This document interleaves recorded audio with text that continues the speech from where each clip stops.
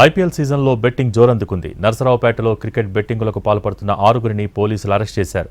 మొత్తం 10 మందిపై కేసులు నమోదు చేశారు పోలీసులు. నర్సరావుపేటకు చెందిన కాసిం షా, మస్తాన్ వలీ, పసుపులేటి నాగరాజు, శిఖా చక్రవర్తి, వెంకటేశ్వరరావు, రఫీలను పోలీసులు అరెస్ట్ చేశారు.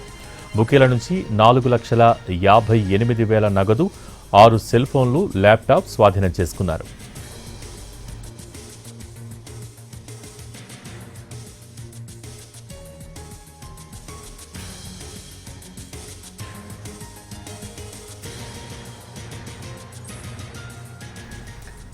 ఐపీఎల్ సీజన్లో బెట్టింగ్ జోరందుకుంది. నర్సరావుపేటలో క్రికెట్ బెట్టింగులకు పాల్పడుతున్న 6గురిని పోలీసులు అరెస్ట్ చేశారు. మొత్తం 10 మందిపై కేసులు నమోదు చేశారు పోలీసులు.